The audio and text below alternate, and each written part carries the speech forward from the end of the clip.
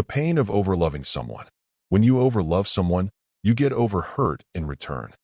Have you ever loved someone so deeply that you forgot to love yourself? You gave your all, your time, your energy, your heart. You went above and beyond just to see them smile. You stayed up late to comfort them. You put their needs before yours. You kept forgiving even when the pain echoed louder than the apologies. You believed in the potential of what could be, even when the reality was hurting you more and more every day. If that sounds like you, this video is for you.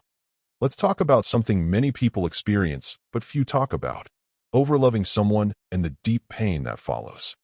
What does it mean to overlove? To overlove someone means to love them more than they deserve, more than they return, and sometimes more than is healthy for you. It's not just deep love. It's a kind of love that forgets balance, a kind of love that keeps pouring, even into an empty cup. It's like watering a dead plant and hoping it will come back to life just because you care so much. You love them with so much intensity that you lose yourself in the process. And when that love isn't returned with the same depth, it leaves a wound, a scar, sometimes a silent heartbreak that no one else can see. You might wonder, why do I overlove? Why do I give so much, even when it hurts? There are many reasons. 1. Fear of losing them. You're afraid that if you stop loving them so much, they'll leave. So you love harder. You give more, hoping they'll stay. 2. Low self-esteem. Sometimes you think you have to earn love. You feel like you're not enough on your own, so you try to be more for them. 3. Past trauma. If you've been abandoned before, you may overlove in hopes that it will stop history from repeating itself. 4. Hope for change. You see their flaws. You feel the pain, but you hold on, hoping one day they'll change and all your love will finally be returned. Here's the hard truth. Overloving often leads to overhurting. When you give someone a part of you that they didn't ask for or that they take for granted, you end up feeling empty. You start noticing the imbalance. You are the one always reaching out. You are the one always apologizing. You are the one making sacrifices. You are the one holding on while they keep letting go. And slowly, the love you gave so freely becomes a source of pain. It's like hugging a thorn bush because you are desperate to feel warm, only to realize you are bleeding in the end. You start to question your value. You ask yourself if you are difficult to love. You try to become smaller, thinking that maybe if you're less, it will be easier for them to stay. You may even stop trusting love altogether. But none of that is fair to you, because love should never feel like punishment.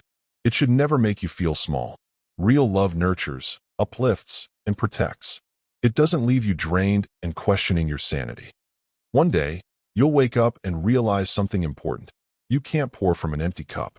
You will understand that no matter how much you love someone, you can't make them love you back the same way. You will finally accept that your worth is not tied to how much pain you can endure for someone else. And that moment will be the beginning of your healing. What you should learn from overloving. 1. Love should be mutual. Healthy love is a two-way street. It's give and take. When one person does all the giving, resentment grows. One-sided love is exhausting. 2. Set boundaries. You can still love deeply without losing yourself. Learn to say no. Learn to step back when your peace is at risk. 3. Self-love first. You teach people how to love you by how you love yourself. If you constantly put yourself last, others will too. 4. Let go when it hurts more than it heals. Sometimes, the most loving thing you can do is walk away. Not because you stopped loving them, but because you started loving yourself more. 5. You deserve to be chosen. You deserve someone who sees your worth without needing to be reminded.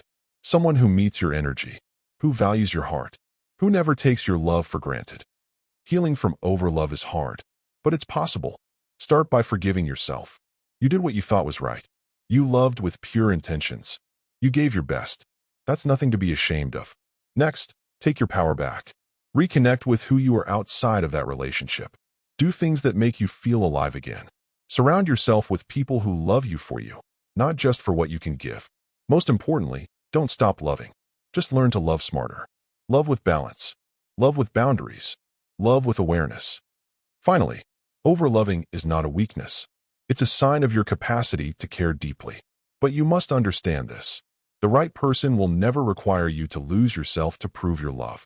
Love should feel like coming home, not like surviving a storm. So if you have been overloving and now you are overhurting, it's time to rise, to reclaim your heart, to remember that you are worthy of a love that heals, not one that wounds. Your heart is precious. Give it to someone who knows how to treasure it. And always, always love yourself first. Thanks for watching.